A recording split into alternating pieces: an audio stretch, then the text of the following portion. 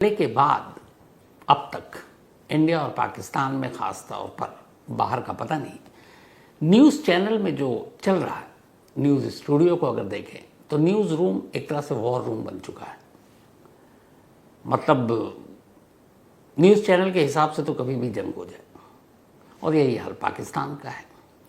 तो अब सरकार क्या प्लानिंग कर रही है, क्या टाइमिंग देख रही है, वो सारी चीज़ें अपनी जगह पर हैं, लेकिन न्यूज़ चैनल में लगभग जंग हो चुकी है और शायद ये करवा के भी छोड़ेंगे।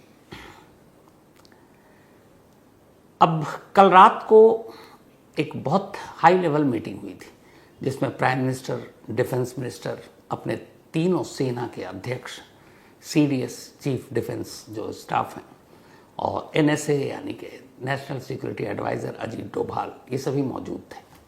और उसके बाद एक स्टेटमेंट आया कि टाइम, लोकेशन और बाकी चीज़ें सेना को खुली छूट दी गई है एक्शन लेने की, और वो अपने हिसाब से अब तय करें। ये हर जगह हेडलाइन थी, पाकिस्तान तक भी ये खबर पहुंची। इसके बाद पाकिस्तान के डिफेंस मिनिस्टर ने के स्टेटमेंट दिया कि इंडिया अगले 24 से 36 घंटे में शायद पाकिस्तान पर हमला कर सकता है। हालांकि इस बात को बोले हुए भी अब 24 घंटे तो बीत चुके हैं। तो कुल मिलाकर दोनों तरफ माहौल जंग का पूरी तरह से बना दिया गया। लेकिन सवाल यह कि क्या वाकई भारत और पाकिस्तान के बीच जंग होगी? ये सवाल इसलिए है क्योंकि पहलगाम हमले में अब तक जो कुछ सामने आया उसके हिसाब से एक टीआरएफ द रेजिस्टेंट फोर्स, जिसने पहले क्लेम किया और अब पाकिस्तान के दबाव में आकर टीआरएफ ने आज एक नया स्टेटमेंट जारी किया कि हमारा इस हमले से कोई लेना देना नहीं है, बल्कि ये स्टेटमेंट हमारे सोशल मीडिया हैंडल से किसी ने हैक करके डाल दिया। ये एक फेस सेविंग है, चेहरा बचाना है। पाकिस्तान ने दबाव डाला तो हटा लिया गया, लेकिन पाकिस्तान का हाथ है इसमें कोई शक नहीं, क्योंकि 3 पाकिस्तानी आतंकवादी एनआईए की जो जांच हुई है उसमें पुख्ता सबूत मिले हैं, और ये सबूत दुनिया के देश के बड़े बड़े नेताओं को भारत सरकार ने सौंपे भी है। तो अब सवाल यह है कि एक्शन, टाइमिंग और प्लानिंग, तीनों सेनाओं को छूट दे दी गई। खुद प्राइम मिनिस्टर ने कहा कि अब आपको पूरी आज़ादी है, पूरी छूट है, आप जो करें। तो ऐसी सूरत में क्या होगा? बड़ी बेसिक सी 2-3 चीज़ें हैं जो जंग का माहौल बनाया जा रहा है उसी के हिसाब से। पहली कि इस पूरे मामले में पाकिस्तान में बैठे हुए टेररिस्ट ग्रुप का हाथ है, जिसमें टीआरएफ के बारे में हर एक जानता है कि लश्कर का एक शैडो संगठन है और असली बॉस है हाफिज सईद। तो कायदे से देखें तो इस वक्त इंडिया का टारगेट नंबर 1 हाफिज सईद है, क्योंकि वो लश्कर का चीफ है और हमेशा भारत को लहूलुहान करता आया। इसके अलावा जो बाकी आतंकवादी संगठन है, जैसा कि प्राइम मिनिस्टर नरेंद्र मोदी जी ने कभी बिहार की रैली में ओपनली कहा कि वो पहलगाम के हमले के किसी भी गुनहगार और उनको मददगार जो है बख्शेंगे नहीं।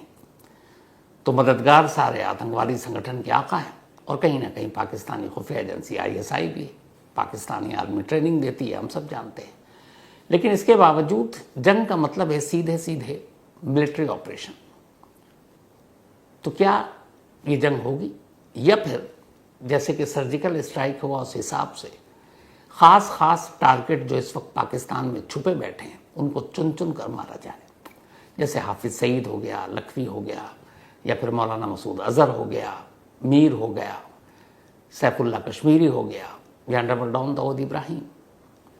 और यही वजह है कि एक रिपोर्ट आई कि अब इन सबको खुफिया ठिकाने पर भेज दिया गया, क्योंकि इनके लोकेशन पर ड्रोन से भी अटैक हो सकता है, बाकी चीज़ों से भी हमला किया जा सकता है। 2021 में ऐसा एक हमला हाफिज सईद को लेकर किया भी गया था।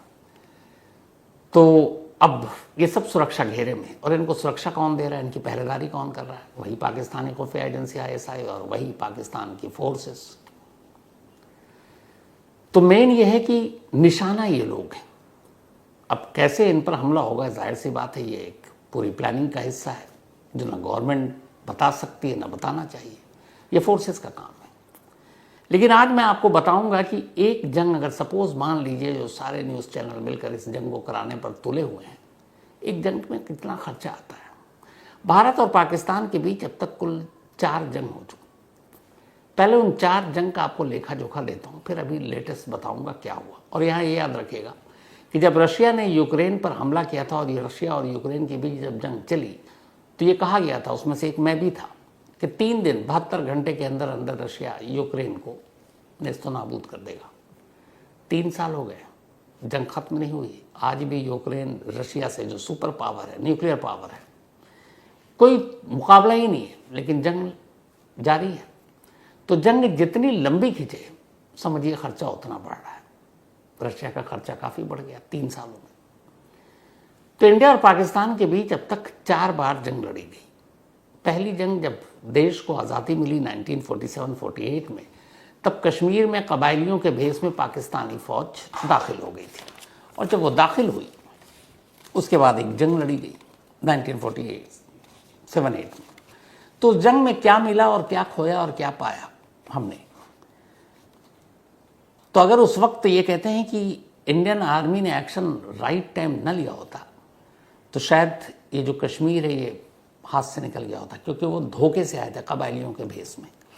लेकिन भारतीय जवानों ने, सेना ने, एयरफोर्स ने वक्त रहते उनकी इस नापाक साजिश को नाकाम कर दिया था।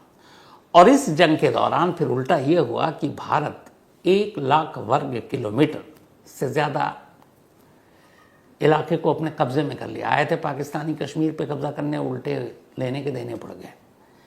तो उनसे 1 लाख वर्ग किलोमीटर से ज़्यादा का ज़मीन वापस हिस्सा छीन लिया जो बंटवारे में दिया गया था। और पाकिस्तान ने भी 78,000 वर्ग किलोमीटर एरिया इस जंग में अपने कब्जे में ले लिया था, जिस पर पाकिस्तान का अवैध कब्जा है, और जो पीओके में भी एक तरह से। इस जंग में भारतीय सेना के 1100 हमारे जवान, 1100 जवान शहीद हुए थे, जबकि पाकिस्तान के 1500 सैनिक मारे गए थे इस जंग में। उस वक्त इस जंग में, जो पहली जंग लड़ी गई थी, 2 करोड़ अमेरिकी डॉलर का खर्च आया था। 1947-8 की बात कर रहा हूँ। 2 करोड़ डॉलर उस वक्त बड़े मायने रखते हैं। 2 करोड़ के अगर आज के वक्त में हम करेंसी में देखें, इंडियन रुपीज़ में, तो 86 रुपीज़ के आसपास डॉलर है, तो लगभग 170 करोड़ रुपए। नया नया देश आज़ाद हुआ, अंग्रेज़ गए, सब लूट कर गए, और तब इस जंग में हमें 170 करोड़ का नुकसान हुआ था, क्योंकि खर्च आया था 47-48 में, यानी करीब 78-89 साल पहले। तो ये पहले ही जंग का लेखा जोखा था। इसके बाद 1965 में दूसरी बार पाकिस्तान से जंग जीती। आज तक पाकिस्तान हम लोगों से कोई जंग नहीं जीता। तो इस दूसरी जंग में भारतीय सेना ने पाकिस्तान के करीब 2000 वर्ग किलोमीटर इलाके पर कब्जा कर लिया था। 2000 किलोमीटर का पूरा इलाका, जिनमें हाजी पीर पास भी शामिल था, जबकि पाकिस्तान ने कुल 500 वर्ग किलोमीटर पर कब्जा कर लिया था इस 65 के जंग के दौरान। इस जंग में हमारे लगभग के एकदम सही डेटा है, 3264 सैनिक शहीद हुए थे 1965 के वॉर में अगेंस्ट पाकिस्तान। 3264 भारतीय जवान शहीद हुए, जबकि पाकिस्तान के 3500 से ज़्यादा सैनिकों की मौत हुई थी। ताशकंद समझौते के बाद 5 अगस्त 1965 चूँकि ताशकंद समझौता हुआ, तो फिर इस समझौते के तहत जो भारत ने पाकिस्तान के ज़मीन को जीत लिया था, या पाकिस्तान ने भारत के कुछ ज़मीन को अपने कब्जे में लिया, दोनों ने उन ज़मीनों को लौटा दिया। मतलब इस जंग में कोई किसी ज़मीन पर कब्जा नहीं कर पाया। जीते ज़रूर थे, पर ताशकंद समझौते के तहत दोनों को लौटाना पड़ा। ये दूसरी जंग थी। तीसरी जंग 1971 की थी, वही जंग जिसमें पाकिस्तान के 2 टुकड़े हुए और बांग्लादेश बना। इस जंग में पहली बार ऐसा हुआ कि भारत और पाकिस्तान की जंग में एक नए देश का जन्म हो गया था, बांग्लादेश का, और 15,000 वर्ग किलोमीटर ज़मीन पाकिस्तान से भारत ने छीना और उस पर कब्जा कर लिया। हालांकि फिर बाद में ये हुआ, जो बाकी बांग्लादेश बना उस ज़मीन पे नहीं, 15,000 पाकिस्तान की ज़मीन पर, बांग्लादेश तो ईस्ट पाकिस्तान पे बना था, बाकी 15,000 वर्ग किलोमीटर पर इंडिया ने कब्जा कर लिया। सेना पाकिस्तान की भाग गई थी, लेकिन फिर शिमला समझौता हुआ, और शिमला समझौते के तहत हमें वो जीती हुई ज़मीन पाकिस्तान को लौटानी पड़ी। जबकि पाकिस्तान को इस जंग में 71 में कुछ हासिल नहीं हुआ, उसने सिर्फ खोया ही खोया, अपना पूरा ईस्ट पाकिस्तान खोया, हज़ारों सैनिक खोए, उनकी मौत हुई। इसके अलावा उनकी जो बदनामी, एक साथ दुनिया में सबसे बड़ी तादाद में सैनिकों ने जो सरेंडर किया, वो पाकिस्तान के नाम है इसी जंग में। हालांकि इस जंग की कीमत भी हमने चुकाई। हमारे सेना के 3,843 सैनिक शहीद हुए थे, जबकि पाकिस्तान के अराउंड 8,000 सैनिक मारे गए थे और 93,000 सैनिकों ने सरेंडर किया था। यही वो एक रिकॉर्ड था, इससे बड़ी तादाद में कभी किसी ने नहीं किया। 1999 की चौथी जंग करगिल, आपको याद होगा, धोखे से वो भी हुआ था। तो करगिल में ये जंग हुई और तब पाकिस्तान की सेना करगिल में अपने बहुत अंदर तक चली आई थी और कई पोस्ट पर कब्जा कर लिया था। इन सबको भारतीय सेना ने वापस छीना 1999 के करगिल सेना में। इस जंग में भी पाकिस्तान को कुछ हासिल नहीं हुआ, क्योंकि सारी चौकी, सारी पोस्ट, सारी चीज़ें उन्हें वापस ले ली थी। हाँ, इसको वापस लेने की भी एक कीमत चुकाई हमने। टोटल 522 भारतीय जवान इस करगिल वॉर में शहीद हुए थे, जबकि पाकिस्तान के करीब 700 सैनिक मारे गए थे और इसमें कई एयरक्राफ्ट और वो भी तबाह हुए थे। लेकिन 1947, 1965 और 71 में जो खर्चा हुआ था, उससे कहीं ज़्यादा खर्चा इस करगिल वॉर में हमारा हुआ। उसकी वजह ये थी कि करगिल वॉर ऊंचाई पर लड़ी गई। वहाँ तक रसद, गोला बारूद, सैनिक, ये सब पहुँचाना बड़ा महंगा काम था और मुश्किल काम था। इसीलिए करगिल वॉर और लंबी चली, तो उसमें हमें बहुत नुकसान हुआ पैसों के। जब जंग होती है तो अरबों रुपए खर्च हो जाते हैं। एक 205 की, वही जो आपको स्टडी की रिपोर्ट बताई थी, ये 205 की एक स्टडी रिपोर्ट है कि 47 की जंग में 2 से 4 करोड़ डॉलर हमारे खर्च हुए थे, जो मैंने कहा 170 करोड़ रुपए अगर आज के हिसाब से देखें। 65 में जो पाकिस्तान से हमने जंग लड़ी थी, उसमें 20 से 30 करोड़ डॉलर खर्च हुए थे। मतलब आप देखिए 200 गुना ज़्यादा, कहाँ 2 करोड़ से 4 करोड़ और कहाँ 65 के वॉर में 20 से 30 करोड़ डॉलर खर्च हुए थे, जबकि पाकिस्तान के 50 करोड़ डॉलर खर्च हुए थे। 71 का ये वो युद्ध जिसने बांग्लादेश को जन्म दिया और पाकिस्तान के टुकड़े कर भारत ने बांग्लादेश को एक नया देश बनाया। इस जंग की कीमत के तौर पर हमारे 50 करोड़ डॉलर खर्च करने पड़े थे। 50 करोड़ डॉलर, अरबों में बैठेगी ये रकम। 1999 ने आपको जो बताया कि करगिल वॉर बड़ी खर्चीला था, इसलिए कि ऊंचाई पर 1.5 अरब डॉलर, ये हिंदुस्तान ने अब तक जितनी हमने जंग लड़ी है, ये ख़ासतौर पर जो 4 आपको बताई, इसमें सबसे महंगा, सबसे खर्चीला जंग यही करगिल वॉर। 1.5 अरब डॉलर का खर्च आया था। इसके बाद 2001, ये जंग नहीं थी लेकिन एक पार्लियामेंट पे अटैक हुआ था, आपको याद होगा, जिसको लेकर बाद में पूरी इंक्वायरी भी बैठी। इसमें जैश मोहम्मद का नाम आया, मौलाना मसूद अजहर का मास्टरमाइंड था। और उस हमले के बाद पार्लियामेंट के LOC, लाइन ऑफ कंट्रोल, जो हमारा और पाकिस्तान के साथ है, जो सरहद की सीमा है, उसको LOC कहते हैं, तो वहाँ पर हमें एक्स्ट्रा फोर्स तैनात करना पड़ा था जवानों को। और ये तैनाती लगभग अगले 1 साल तक रही थी, 2001 दिसंबर से लेकर 2002 दिसंबर तक। और सिर्फ इस एक्स्ट्रा फोर्स की तैनाती पर, जंग नहीं लड़ रहे हैं लेकिन एक्स्ट्रा फोर्स तैनात किया था हमने, 2 अरब डॉलर का खर्चा आया था। सोचिए, बिना जंग के सिर्फ एक्स्ट्रा फोर्स लगाने पर 2 अरब डॉलर, उसके ये बिना जंग लड़े हुए। अब एक रिपोर्ट ये है कि हमारी जो भारत का हमारा रक्षा बजट है, डिफेंस बजट, वो कुल मिलाकर है 6 लाख करोड़ का। सबसे ज़्यादा बजट जो हमारा डिफेंस पे है, हम डिफेंस पे 6 लाख करोड़ रुपए एनुअली खर्च करते हैं। 6 लाख करोड़ रुपए एक भारी भरकम रकम है। अब 6 लाख करोड़ का मतलब ये है कि हर साल जंग तो होती नहीं है। आखिरी वही आपको बताया कि जो करगिल वॉर 1999 में हुआ था, अब करीब 26 साल हो गए हैं, कोई जंग नहीं हुई। और हमारा एक ही है पड़ोसी जो हमेशा हमें सताता रहता है, जो हमेशा हमें अलर्ट रखता है, और जिसकी वजह से हमारा इतना ज़्यादा डिफेंस बजट है 6 लाख करोड़। अगर पाकिस्तान एक सुधरा हुआ देश होता तो उनका भी बजट बचता, हमारा भी बचता, और ये 6 लाख करोड़ रुपए सोचिए कहाँ अच्छे भलाई के कामों में इस्तेमाल हो सकता था, अच्छी सड़कों के लिए, कॉलेज के लिए, हॉस्पिटल के लिए। लेकिन नहीं, न उन्हें चैन से रहना है, ना हमें चैन से रहने देना है। तो इसीलिए हमारा 6 लाख करोड़ का बजट है। एक्सपर्ट्स की ओपिनियन ये है कि आज के दौर में चूंकि अब टेक्नोलॉजी और बहुत सारी चीजें आ गई हैं, जंग और खर्चीला हो गया।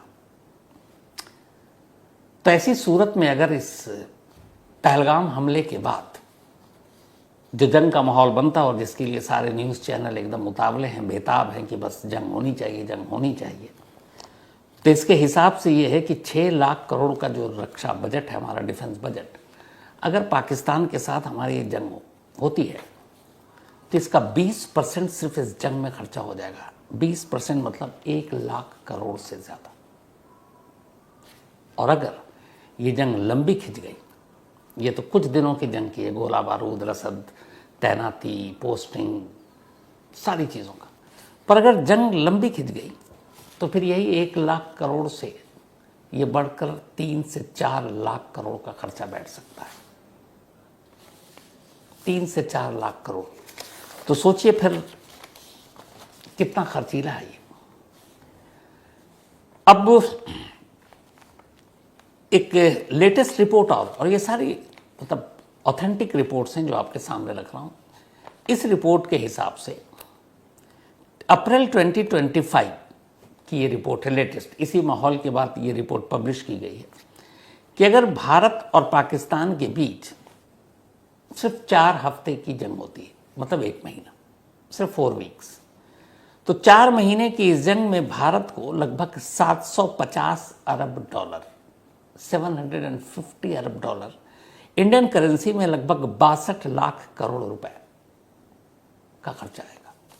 सिर्फ 4 वीक के वॉर में, 4 हफ्ते की अगर ये जंग हुई, 62 लाख करोड़ रुपए खर्च हो जाएंगे। और इसके अलावा ये जो खर्चा है ये सिर्फ जंग के लिए नहीं है। जब आप जंग लड़ते हैं तो बहुत सारी चीज़ें होती हैं, आपकी पूरी उत्पादन, आपका एक्सपोर्ट, आपका इंपोर्ट, आपका टूरिज्म, आपका शेयर मार्केट, आपकी बाकी सारी चीज़ें। तो ये सारी चीज़ें इन्हीं 62 लाख करोड़ में है कि एक देश जो जंग की आग में जूझ रहा होता है, उसकी इकोनॉमी चारों तरफ से असर डालती है। तो ये 62 लाख सिर्फ अगर 4 वीक के लिए जंग होती है, तो जंग का खर्चा हटा दीजिए, ये बाकी का खर्चा है पूरा, कि आपकी पूरी इकोनॉमी कैसे बैठती है। क्योंकि एक जंग ग्रसित देश में बाकी लोग ना इन्वेस्ट करने आएंगे, ना बाकी चीज़ें करने आते हैं, तो उसका एक बहुत बड़ा असर पड़ता है। तो इसका एक ही अलग नुकसान है। अब चूंकि नई टेक्नोलॉजी है, बहुत सारी चीज़ें नई आ गई हैं, तो इसीलिए ये जंग इतना खर्चीला हो गया। और सबसे बड़ी बात यह है कि हम एक तेज़ी से तरक्की करने वाले इस वक्त देश बने हुए हैं। आप किसी भी फील्ड में उठाकर देख लें, ज़मीन से लेकर चांद तक। तो जब जंग होगी तो हमारी बहुत सारी चीज़ों पर असर पड़ेगा, चाहे वो एजुकेशन हो, चाहे वो डेवलपमेंट हो, चाहे वो हमारा साइंस हो, चाहे हमारा इसरो का मामला हो, बहुत सारी चीज़ें। फिर महंगाई, बेरोज़गारी, गरीबी, इन सारी चीज़ों पर असर पड़ता है, क्योंकि बहुत सारी चीज़ें इससे असर डालती हैं। और सबसे बड़ी बात यह कि एक जंग एक देश को सीधे 50 साल पीछे ढकेल देता है। पहलगाम में जो हुआ, इसका बदला ज़रूर लेना चाहिए। और अभी तक जो रिपोर्ट है वो ये है कि आतंकवादी संगठन न सिर्फ पहलगाम, बल्कि इससे पहले पार्लियामेंट अटैक, मुंबई, जयपुर, जहाँ जहाँ आप देखें, दिल्ली, इन्हीं सब लोगों के हाथ ये 4-5 संगठन हैं। तो असली टारगेट, असली मोहरे ये है, और इनको ख़त्म करना ज़रूरी है। अब ये कैसे होंगे? हाफिज़ सईद लाहौर में उसका ठिकाना है, ये हम सब जानते हैं। लेकिन जब ऐसा टेंशन होता है तो पता है कि हाफिज़ सईद को कहीं छुपा दिया गया। दाऊद इब्राहिम का क्लिफ्टन रोड सबको पता है, लेकिन ऐसे में छुपा लेते हैं। मौलाना मसूद अजहर का ठिकाना बहावलपुर है, उसको भी ऐसे में छुपा देते हैं। लखवी का जो है वो रावलपिंडी के आसपास है, उसको भी छुपा देते हैं। लेकिन इन सारे लोगों की अगर रिपोर्ट और ख़बर मिल जाती है और इनके ऊपर सीधा वैसी अटैक होता है, और इन सरगनाओं को अगर हम ख़त्म कर देते हैं, तो आने वाले वक्त में शायद इस मैसेज के बाद कोई हिम्मत नहीं करेगा कि देश में आतंकवादी को भेजे। तो असल मकसद है इन आतंकवादी संगठनों को ख़त्म करना। उधर पाकिस्तान भी, जैसे हमने कहा कि दोनों न्यूज़ चैनल दोनों तरफ से, वहाँ से भी बड़े बेतुके बयान आ रहे हैं कि अगर कुछ हुआ तो हम जो न्यूक्लियर बम है हमारा वो खिलौना थोड़ी है, चौराहे पे नुमाइश के लिए नहीं रखा है, हम उसका इस्तेमाल करेंगे। एक अभी इंटरव्यू देख रहा था मैं, करण थापर जी बड़े सीनियर जर्नलिस्ट हैं, उन्होंने लिया नजम सेठी, वो वहाँ के बड़े ही रिनोन्ड जर्नलिस्ट हैं नजम सेठी, और शायद पंजाब के एक सीएम भी रहे, मुझे लगता है पीसीबी के शायद कभी चेयरमैन रहे होंगे, पाकिस्तान क्रिकेट कंट्रोल बोर्ड के, लेकिन पर ये कंफर्म नहीं, लेकिन हाँ रिनोन्ड जर्नलिस्ट। ये वही नजम सेठी हैं, जब ये एडिटर थे तब इन्होंने अपने रिपोर्टर को भेजा था कसाब के गांव में कि जाओ और मुंबई अटैक में इस अजमल कसाब का नाम आ रहा है और भारतीय सरकार ये कह रही है कि अजमल कसाब पाकिस्तानी है, और पाकिस्तान सरकार ने मना कर दिया।